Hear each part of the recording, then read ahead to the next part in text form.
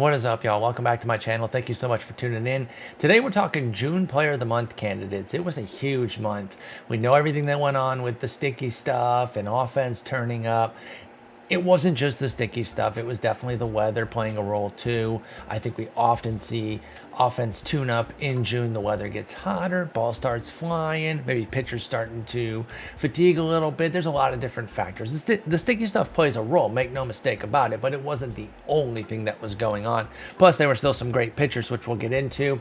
I've got a ton of candidates here, as you're about to see, broke up into hitters and starting pitchers. Now, I left relief pitchers alone. I feel like SDS does a great job with that, and I'm just going to leave that to them. The landscape is just too vast to try to pinpoint, 2, 3, 4, 5 candidates that I want to look at there.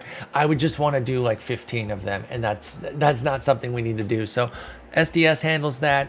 I'm going to go ahead and give them some suggestions on the hitters and pitchers. Not that they need it. They do a good job with the player of the month. But here's who I'm looking at. Let's start with the hitters. And we're kind of going in a bit of a reverse order. It's not perfect, meaning do not take it as a pure ranking, but you're going to see this first one here with the San Francisco Giants outfielder Steven Duggar. He's definitely somebody who would be toward the beginning end of the path, maybe the first card that you get. He's a nice little contact heavy, little bit of pop, but nothing crazy, speed type of guy. And you'll notice here that I highlight his 6 stolen bases. Nobody else gets their stolen base count on the stat line here because it doesn't matter for others. It would be a carrying factor with a Steven Duggar card. 316, 391, 544. That's batting average, OBP, and slugging percentage. OBP is, of course, on base percentage. I know most of y'all know that. I'm just making sure everybody's on the same page with what the triple slash line shows us. So that's fantastic against righties with a couple homers and 57 plate appearances. He's a left-handed hitter, so for him to go 400, 571, 700 with the 1 homer and 14 plate appearances against lefties would make him a nice balanced card as well. 28% strikeout rate's pretty high, but if you don't use the outer PCI, then you don't have to worry about a low vision. The 14% walk rate would be nice too, and then a 1467 OPS with runners in scoring position. That's going to affect that clutch rating, and the higher that is, the more clutch that player is going to be when there's runners in scoring position. It's going to make it's going to help you make better solid contact when you've got those situations, which of course is runners on second or third. So I like Steven Duggar here. Again, he'd be kind of a lower tier type of guy, one of the first cards that you would get. Let's go to the Astros here and talk about Carlos Correa. Now they've got 2 candidates. You can see by the positioning of where I've put Correa. We've got enough space here for another player. We'll get to him in just a moment. Correa killed it. I think he'd be close to, kind of a reverse platoon, or at least a very balanced card, let's say that, because he crushed it against righties as a righty himself. 369, 461, 677 with 5 homers in 76 plate appearances. Against lefties, 316, 481, 737 slug with 2 homers and 27 plate appearances. 18% strikeout rate, 17% walk rate. That sort of balanced plate approach kept him dominating this month, and he was absolutely fantastic. 1220 OPS with runners in scoring position as well. Carlos Correa is very deserving. Teammate Michael Brantley is, but isn't. If I'm being 100% honest with y'all, and I like Michael Brantley cards, so let me be clear that I'm actually a fan of Michael Brantley cards in the past. Some of his Cleveland Diamond flashbacks I've liked, but I would almost prefer Steven Duggar to Brantley at this point because he's so imbalanced with the 483, 516, 683 against righties with 1 homer and 64 plate appearances. 231, 375, 308 against lefties, no homers and 16 plate appearances. Just didn't do it against lefties, and no power. So you're looking at high contact, little power against righties, no contact, no power against lefties. Did have an 8% strikeout rate and walk rate, so your vision's going to be amazing. Your discipline's going to be fine, and a 1262 OPS with runners in scoring position. All that's good, but like this card would be underwhelming. I know he was doing very well for most of the month, but the way this breaks down, I just don't really see it. I will point out that I also could have included Jose Altuve here. It's tough because sometimes I wonder, should I include a vet who's definitely got a bevy of great card options that can be chosen from based on their career? I mean, Correa does too, and so does Brantley, let's be honest. But I still had to recognize them. Between the 3, I chose to leave Altuve off. he's got an MVP. So he's got a guaranteed elite card that he can go to there. These are the two Astros. I'd be cool with Correa, not so much with Brantley. Let's go out to Oakland and talk about Matt Olson, who had just an insane month. Now, I put that right field on there. I don't know if he still has right field on his live series. I should have checked that because he hasn't played it in a long while. So maybe it's just first base. Plus, I doubt you want to put somebody that slow out and right, even though his arm would be fantastic. But we're talking about the offense with Matty O. And the fact is, he's a left-handed hitter who would have no platoon issues. In fact, he would be a reverse platoon. He would be decimating lefties. He hit 439, 489, 805 against them with 5 homers and 45 plate appearances. And let me just quickly point out that, yes, I am just reading the stat lines off the page here, but I know a lot of people are probably like me where they second screen YouTube, and so they're not exactly looking at the screen the whole time, and they want to be able to, kind of follow along with everything. So I'm gonna read the stats for them. So don't be too hung up on that if you're also watching, being like, hey, I can see these stats. I'm just going off my experience and assuming that at least a certain percentage of folks are going to have that same experience. Against righties, Matt Olson hit 314, 403, 549 with a couple homers in 62 plate appearances. So the contact will be good. The power will be decent. But the verse lefty is where he's going to really, really shine. Think of him like a left-handed or kind of like a mirror Vlad Jr. Remember Vlad Jr.'s Player of the Month card, where he just is decimating righties, and he's pretty good against lefties as a right-hander himself. Matt Olson would just kill lefties, and he's fine against righties. Nothing to really complain about. 15% strikeout rate. Cutting down the strikeout rate, making more consistent contact is what has driven this all-star caliber season that Matt Olson has had so far. 10% walk rate, that's in line with what he normally does. 1041 OPS with runners in scoring position, that's fine. But he's had an excellent month, and he's a very worthy candidate. We'll get to Oakland again when it comes to the pitchers, by the way. Let's go out to Toronto. And speak of the devil, Vlad Jr., I actually wasn't sure if he was next or not. Now, I know he already has one, and I understand that they probably won't make him another one, but I knew that the comments would be filled with, what about Vlad Jr., what about Vlad Jr.? Well, I don't want to say filled. I don't get that many comments, but you know what I mean. I felt like there would have been some questions either in my Twitch chat or in the comments of YouTube of like, hey, what about Vlad? What about Vlad? So I just wanted to throw him on here and point out that he's probably not going to get a second card here.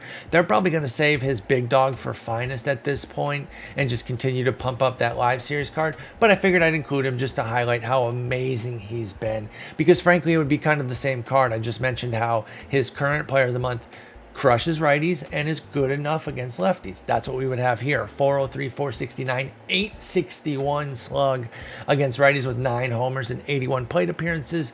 294, 478, 471 with just 1 homer in 23 plate appearances against lefties.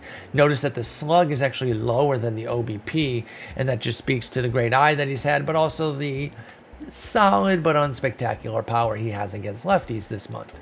22% K rate, 14% walk, 1563 OPS with runners in scoring position. Going out to the Angels. Now, I know he has a Player of the Month card as well, and there's so many dynamic things that they can do with him.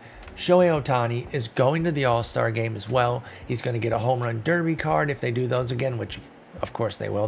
Those have been so popular. I don't know why they wouldn't. So I don't know. They'll probably pass here. But I had to highlight him because he's been so unbelievable. And he's a left-handed hitter too, who I think his current Player of the Month has a normal platoon where he crushes righties, isn't that great against lefties. This would kind of flip that on its head, where the contact against righties with a 239 average would be down, but a 407 OBP and a 739 slug with 7 homers and 59 plate appearances would turn his power off the charts against righties. Meanwhile, he just obliterated lefties. 414, 469, 1034 with 4 homers and 32 plate appearances. It's mind-blowing what this guy does. Still did strike out 30% of the time. Who cares? He walked 18% of the time, had a 1322 OPS with runners in scoring position. Oh, yeah. And he was a brilliant pitcher. 12.5 Ks per 9, 2.0 walks, 7.8 hits per 9, 235 ERA, 109 whip in 23 innings. ERA doesn't matter for a card, but I'm going to highlight it just to show how great they were, so you get an idea of just how dominant these guys were during the year. But Shohei Ohtani, it's seeming like at this point he could get a card every month or every week on Tops Now if Tops Now gives him one, because that's the kind of stuff that he's doing this year. He's having a truly transcendent season. I mean, we were just talking about Vlad Jr. Those are the two AL frontrunners for MVP right now, and I don't know that I can break the tie. I mean, actually, wait, let me backpedal. Yes, I can. One guy pitches and the other guy doesn't. And the guy who pitches hits almost as well and maybe as well as the other guys. So it's Ohtani. And honestly, it's Ohtani in a landslide. I don't know why I pretended it was close. It's Ohtani easily. He is the best player in baseball right now, and he's the AL MVP. Let's go out to Baltimore, talk about Ryan Mountcastle. Got off to a slow start this year, but has really picked it up. Had a nice little rookie flourish last year that we all kind of got excited about. So when he got off to such a brutal start, it's like, oh man, what's going on? Sophomore slump or just a little swoon? It turned out it was just a little swoon because he's on track lately. 377, 419, 754 against righties with 8 homers and 74 plate appearances. He's a lefty, I believe. So the 273, 385, 455 with 1 homer against lefties is pretty good. I think I'm actually going to go ahead and check that up real quick because I don't really remember 100% what Ryan Mountcastle hits with. He is a right-hander. Okay, so this would end up being kind of a reverse platoon card, crushing righties, okay against lefties. I like cards like that. They're fun, and no matter what, in most cases, not everybody, there's going to be people who check their ratings and play accordingly, but in most cases, folks are still going to bring in a righty reliever against Mountcastle or lefty, I should say, I had it right, righty, because they want to get same-handedness, and they're going to say, oh, right-hander against right-hander, I'm going to bring that in. It's like, look at the numbers. They're right there in the bullpen, or don't, because I don't care, because this card would have amazing numbers against righties, and I want to see it. By the way, you're probably wondering, how did Mountcastle get put up ahead of Ohtani and Guerrero? You said this was kind of in order. Mainly because I don't think Ohtani or Guerrero are actually going to get cards. Meanwhile, Mountcastle has a great opportunity to. I feel like anytime they can give some love to the lower level teams like the Orioles, Tigers, Pirates, the Yankees, then they're going to want to do that. 22% strikeout rate, 8% walk rate for Mountcastle, 1402 OPS with runners in scoring position. Great work for him. Next up, speaking of the Pirates, we go out here and talk about Brian Reynolds, who just went gold for them and has a great opportunity to get a Player of the Month. 349, 431, 619 against righties with 5 homers and 72 plate appearances.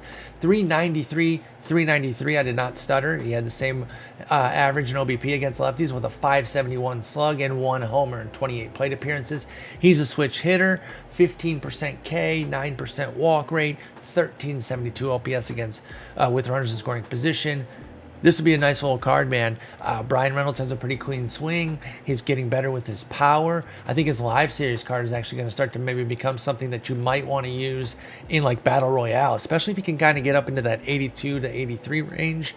I feel like maybe it's just me. And it's weird too, because I got to practice what I preach. I tell y'all all the time, don't get hung up on overalls. Don't get hung up on overalls. And then whenever I'm in a BR draft and I get a gold round and I see like an 80 or an 81 and then there's an 84, my eye is drawn to the 84. It's like, yeah, they probably have some better ratings somewhere, but they're not an inherently better card. And if you dominate with somebody, even if they're an 80, just take them. So Brian Reynolds is somebody that, like, if you crush with him as a silver, I know it's not great to take or not as fun to take an 80 or 81 when there's like an 84 sitting right there who's like a near diamond. Take the guys you're good with. Brian Reynolds can be that guy. Let's go out to Washington Nationals. This would have been insane amount of questions if I hadn't put on Kyle Schwarber, but I'm here to disappoint because this card would be basically slow, shitty fielding, non-center fielding Grady Sizemore, right? Basically, I mean, he is just absolutely decimating righties this month. He has 15 home runs on the month, all against righties though. 323, 394, 1048 against righties with those 15 yaks in 71 plate appearances. 233, 314, 233 with 0 homers in 35 plate appearances against lefties. 28% K rate, 11% walk rate, 1474 OPS with runners in scoring position. I don't know, y'all. Everyone's expecting him to get a card. It's going to be underwhelming though, and I'm seeing a lot of people in the community on Twitter and whatnot really complaining about the platoon cards, and I'm not bashing them, but I'm saying like out of one side of their mouth they're like bashing the platoon cards, on the other side they're like, oh, I can't wait for Schwarber to get Player of the Month. I'm like, well, I've got bad news because it would be a platoon card. Oh, let's talk about the best team in the league. The Detroit Tigers, baby, because they've got a candidate in Jonathan Schoop. Now, this is what I'm talking about, okay? This is a guy who knows how to have an amazing month and keep it balanced. Now, we've had Jonathan Schoop Player of the Month cards before, back when he was with the Orioles. Brilliant card. We're familiar with his gold Orioles flashback card. Brilliant. This would just fit in the long history of great Jonathan Schoop cards. Because, by the way, his live series is great every year, too. Because there's just something about Jonathan Schoop's swing that is premier. 290, 333, 565 with 5 homers against righties in 75 plate appearances. 414, 469, 1034 with 5 homers in 32 plate appearances against lefties. 16% K rate, 6% walk rate, and a 1029 OPS with runners in scoring position. This would be a fantastic card. He would probably have at least first and second base eligibility. I don't know if they would still give him the third base eligibility. I don't even know if that's on his live series right now. I know he's had shortstop in the past too. Frankly, with the way this card will be, I'll take the first and second. That's all I need. I'm not going to be greedy here and beg for him to have left side of the infield eligibility. If he did, I wouldn't be mad, Ramon. So, I mean, do it. But I'm not going to complain if it's not there. Jonathan Schoop is a lock. I mean, there's just no way he doesn't get one. I would be absolutely floored. He's very deserving, and he still has a couple days to keep dominating. Now, where are we? I think we're on to the pitchers, okay? And so, this first pitcher here is Austin Gomber. Now, this lefty enacted what we call the gombering in the fantasy community. So, he had been pitching pretty well early on in April, and he had a 2-start week coming up. And what that means is just as it sounds, you start twice in a single week. And that's good for fantasy because we go by weeks in most fantasy leagues. And so anytime you can get a guy who starts twice in a given week, you like to do that because you just take advantage of the schedule. I don't need to get into the whole rigmarole of fantasy baseball strategy, but it was setting up nicely because both were also on the road. So he became kind of a hot pickup. He had a 3.38 ERA, some good strikeouts. He was coming off of great outings against the Giants, Dodgers, and Houston. 3 great teams. And I know putting the Giants in there feels weird, but they've been great this year. They were playing really great in April, too. So it's apt to say that. So he had the Giants again and Arizona, and he had them both on the road. And everyone's like, hey, we got to go out and get Gomber. And he gombered the hell out of people. He dropped a 9 bomb on their faces at San Francisco in that first start. That was on Monday. That was like right away your week is ruined in fantasy, especially if you're in a head-to-head like weekly league. I play mostly roto, so we play for the season-long stats, but we still make moves in weekly periods. So that just spoiled your week right there. Even though he bounced back against Arizona, it didn't matter. 9 innings in an inning and 2/3 is just devastation. And so he bounced back against Arizona, but then got clobbered again against St. Louis, which sounds weird the way they've been playing lately. But since then, he's been a monster. He has a 1.62 ERA in 44 and a third innings. That's spanning 8 starts going all the way back to mid-May. Now, in just June alone, he has a 1.29 ERA and a .71 WHIP. Now, here's the thing. His 21 innings have been very good, but would it be a great MLB The Show card? It's going to be very low Ks. He only had 6.9, which it's not nice. I'm sorry. I know you want me to say it's nice. It's not. But he did have 0 walks and 6.4 hits per 9. Both of those are fantastic. And so that would certainly be something that could prop up the card. I'm actually taking a look real quick. I think he throws kind of hard. I don't think he's a total soft toss. Actually kind of is. He throws 92, so they could get him to like 92, 94. Because if you average 92, you probably spike 94. So I don't know, y'all. It wouldn't be that great, but it's a Rocky. Again, highlighting bad teams, finding interesting cards there, or at least unique cards, we'll call it. Maybe there's some funk here. He's got kind of many pitches. I think he has 4. Yeah, so he would have fastball, slider, curve, change. Does he throw a sinker? Sinker? Anybody? Sinker? Sinker? No. Can't even throw a sinker for us. So, it wouldn't be that great of a card, but I wanted to highlight just how great he was this month. And I could see him getting one. A lot of people probably wouldn't use it, but how often do we get a chance to actually highlight a Rockies pitcher? So I actually think, even though I'm kind of poo-pooing the card, I actually think they should make it. Because, again, Rockies pitchers rarely get love, and maybe it would be a surprise card. Because here's the thing, y'all. We don't need premium velo to be successful this year. There are plenty of middling velo cards that are doing well because pitching is back, baby. Pinpoint and just the enhancements to analog and meter have made pitching much more viable this year. Maybe we could get away with somebody like Gomber. I'll tell you what, if they put it in this card, I will put him in my rotation. I'll do a review video on him and give him a real fair shot. I'll give him like 20 innings of work to see what's what. Let's go back out to the Angels, talk about Patrick Sandoval, who had a 3.97 ERA and a 106 whip in 22 2/3, 11.5 K9, 2.8 BB9, and a 6.8 hit 9. By the way, I didn't include homer per 9 because it doesn't matter. It doesn't play in the game, doesn't really affect overalls that much. Doesn't matter. That's why I'm not including it. But Patrick Sandoval is a really interesting lefty. I think he could even get a first pitch changeup on his card. Him and the changeup and the four-seamer are very neck and neck in terms of usage. But I think when a guy uses a pitch that much, that they can consider putting it as the A pitch or the X pitch, as it were. I don't know if A is equivalent to X in on the Xbox controller. I was saying A as in number 1, by the way. Let's go out to Texas Rangers and talk about Kyle Gibson.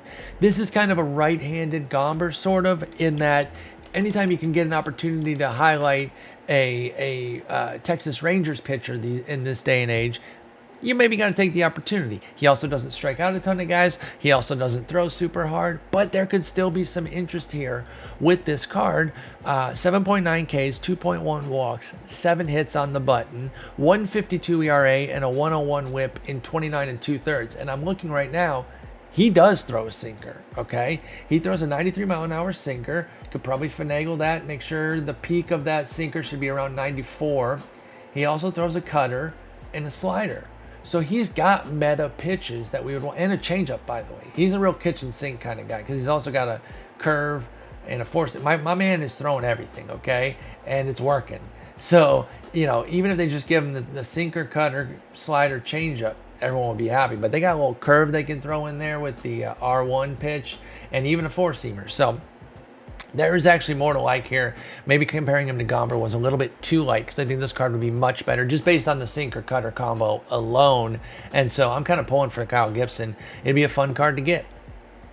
Go on to the Cincinnati Reds, talk about Tyler Mahle. I know a lot of us are waiting for him to go gold. He's right there. I know that ERA is a little high, and it might leave him on the outside looking in, but I still wanted to highlight him because his skills have been excellent this month. 12.7 strikeouts per 9, 2.5 walks, and 7.5 hits.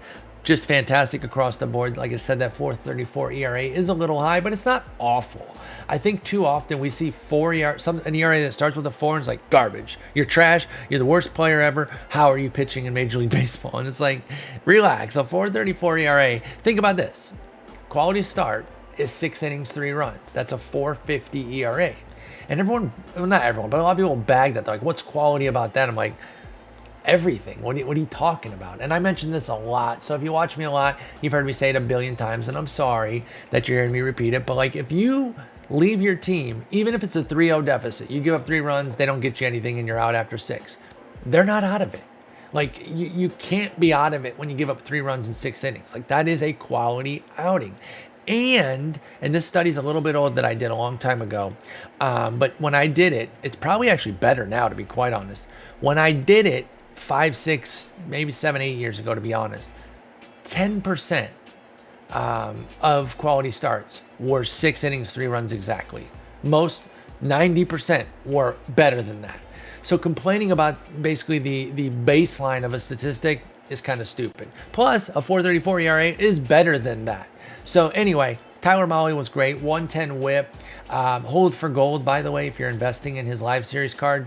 I'm continuing to add more. I still fully believe in him. For me, I think it's when, not if. If he doesn't get hurt, he's going to go gold. The way he's pitching this year, I'm very confident in it. And he probably won't get a card because the ERA is a little high. But he would be deserving based on the skills, great whip, and just a good month overall. Now, the Mariners, there are two candidate team here on the pitching side. And after you'll see how I situated this, you'll say, why didn't you do the same thing for the hitters? Because it's a lot more visually pleasing. And honestly, I just thought of it because I didn't think of it before I started the video and then not change it. I literally just thought of it right now. I'm like, because this one's much better. But Yusei Kikuchi is the first one here. I think he's a really, really high opportunity to get one. 9.9 Ks, 3.8 walks, 5.7 hits per nine, 190 ERA, 106 whip in 23 and 2/3. He was fantastic. Left-hander who throws very hard, 95 miles an hour. Could be a fun card. Has a little bit of funk to his windup too. I could see some excitement here around a Kikuchi card if they do it right. And then Logan Gilbert. See, I stacked them on top of each other. Why did I do that diagonal crap with the Astros hitters? I don't know. I'm an idiot. Logan Gilbert, the rookie. Remember how he started, by the way, in terms of over-judging players based on small samples at the beginning of their career? Go into the fantasy sphere. If you don't play fantasy, you can go into the fantasy sphere, dig in some tweets. I mean, don't actually do this. Don't waste your time. But after 2 starts, there were some pretty stern judgments of Logan Gilbert. 2 starts, 6 and 2/3 innings. People talking about how he's a bust because he couldn't beat up Detroit. That was his second start. And Cleveland was his first. They're not very good either. So yeah, it's a bummer that, he had a pretty soft landing there and didn't really make the most of it. But it was 2 starts, and with the amount of innings that usually go into 1 start. Since then, he's been absolutely on fire. He closed the month of May with 2 good starts against Oakland, and then this month he's handled the Angels, Cleveland, Rays, and White Sox quite well. Now he has a 2 inning start from a couple days ago. That was a suspended game, I believe, against the White Sox. That's why he only pitched 2 innings. But he has 10.7 K9, 2.3 walks, and 6.1 hits for the month with a 2.79 ERA, 0.93 whip in 19 1/3. And he would have had more innings if that game hadn't been suspended. Now let's talk about Milwaukee Brewers. Corbin Burns already has a player of the month. Freddie Peralta already has a tops now. So where are we going here? It's not a trick. We're going exactly where you think. B. Woody. Brandon Woodruff in the cut. 10.5 Ks per 9. 1.9 walks. My guy's going to be dotting everywhere. 6.8 hits. 3.75 ERA. 0.96 whip in 24 innings. Please, SDS, do this. I want to be able to put all 3 of those guys in a rotation and just use them for like half a season. I mean, the Peralta was pretty good. The Corbin Burns is one of the most popular pitchers in the game. So if they come correct with a B. Woody, who, by the way, averages 97 on his fastball, so that's going to be a great fastball, it would just be awesome to have all 3 of them dominating. I'm checking to see if he throws a sinker still, because I know he had one last year. He does. Let's go. So we'd have the sinker slider, 4-seamer changeup curve. I'm totally here for that. And his pitches are fantastic. His control is excellent. Great break on his off-speed stuff. So I think this would be a remarkable card. I don't want to say he's a lock, but I think he's a very high probability candidate, especially with the other 2 aces already having a specialty card. I think it's time to give B. Woody one as well. Back out to Oakland. I told you we were coming back. And we got to talk about Sean Manaea and the month that he's having. It's been very impressive.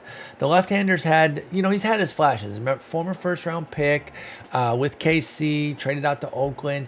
Injuries are the only thing that has really slowed this guy for the bulk of his career. Even dating back to college, injuries slowed him down, I believe, at Indiana State. And he's been healthy this year and pitching remarkably well in 92 1/3. 92 and 2/3. He has a 2.91 ERA and a 1.20 WHIP. Now this month of June, 1.13 ERA and a .97 WHIP in 32 innings of work with 9.6 Ks, 2.8 walks, and 5.9 hits. The real key here, and the reason that this would make for a great card that is different than normal Manaea, is he's not usually a huge strikeout guy. He's more of a command and control type of guy. So the fact that he spiked his strikeouts this year up to 9.3 on the year and 9.6 this month would really make him a fascinating card. And I'm checking for the slider on him, and I don't see it. It's going to be more of a standard. Oh, wait. Yeah, there is. There's a sinker. I see it. So, no, it's going to be sinker, slider, changeup, curve for him. And we're here for it. It's going to be a 92 mile an hour sinker, for Manaea, but from the left side, I think that's workable. His control has always been really good, and they should have really high control on the sinker. I think that would make it a lot more usable too. And I already said that piece about velo not being the most important thing this year anyway. Miami Marlins, they've had so many great pitching performances this year, and they had the trio all go gold together with Alcantara, Pablo Lopez, and Trevor Rogers. That was really cool to see. For me, the pick here, Pablo Lopez. I love Pablo Lopez.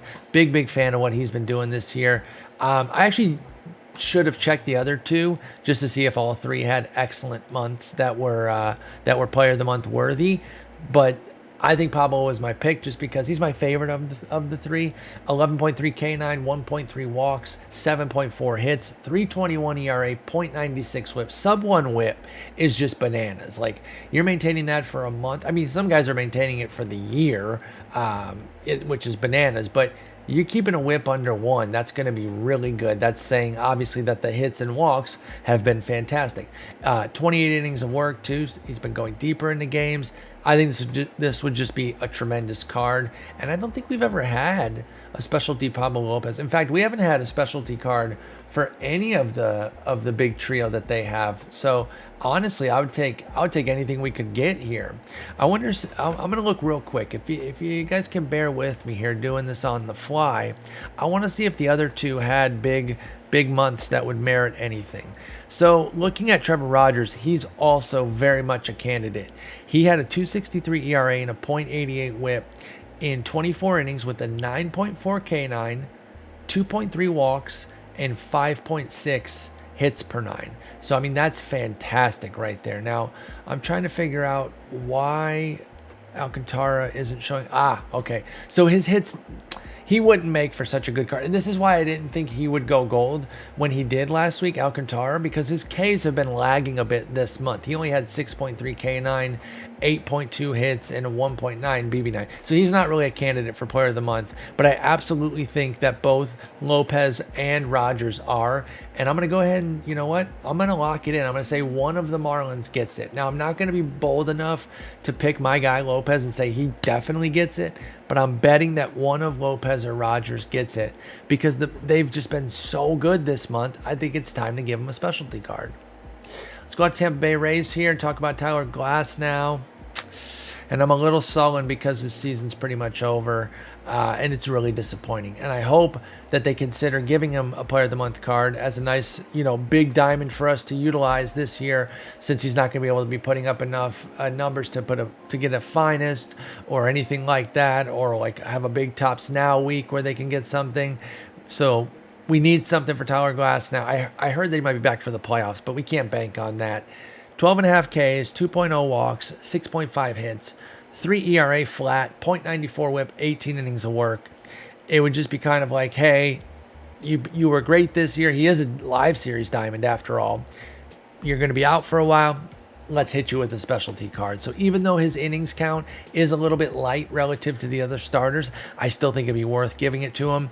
And man, I look at this 2.0 walks and I'm just so impressed with the transformation that he's made. When he first got traded over, I mean, I have podcasts on the record of like, don't talk to me about Tyler Glass now until he walks like fewer than 5 per 9. The mechanics of a really tall player like this, he's 6'7", are very difficult to kind of repeat and keep in order. And that was his big issue in Pittsburgh and even at the start of his Tampa Bay career.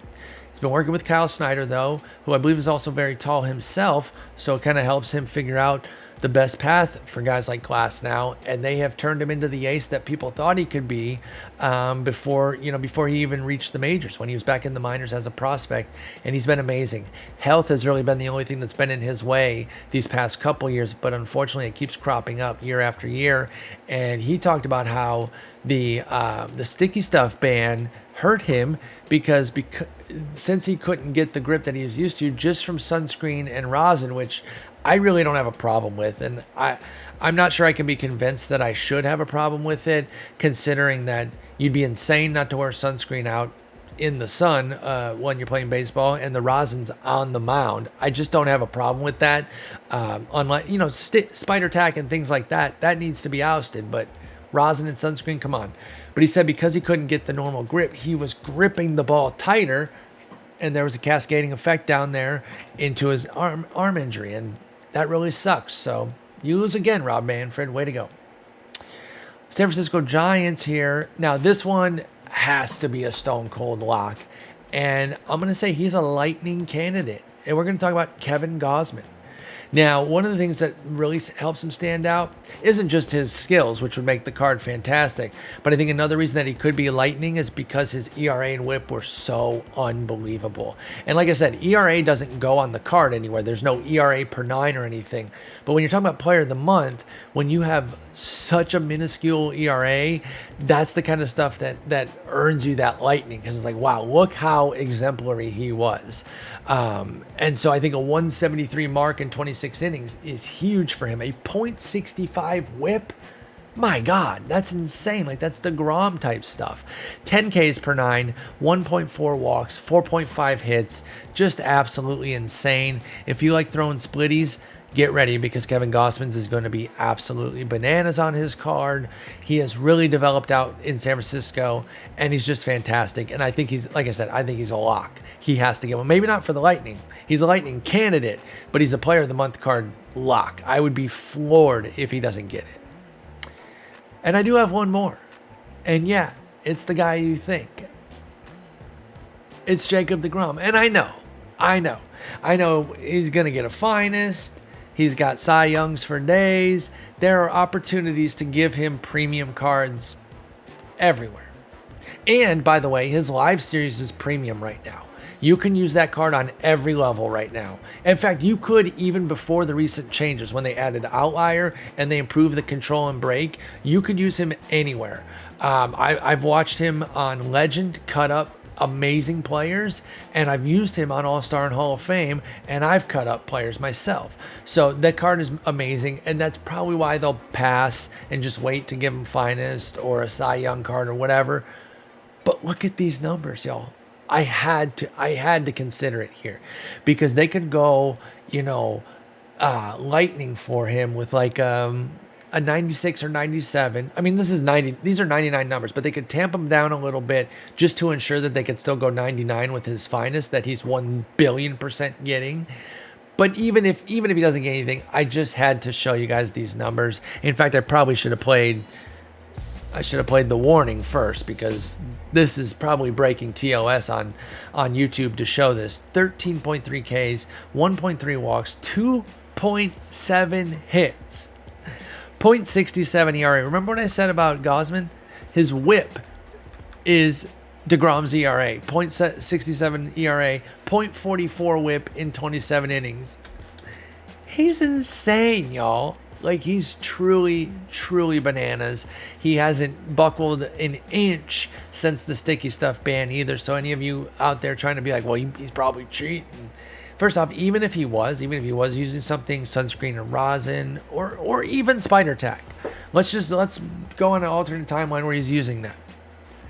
It doesn't make you, okay? You can't give it to Austin Voth on Washington. No offense to him. I don't know why he's catching strays.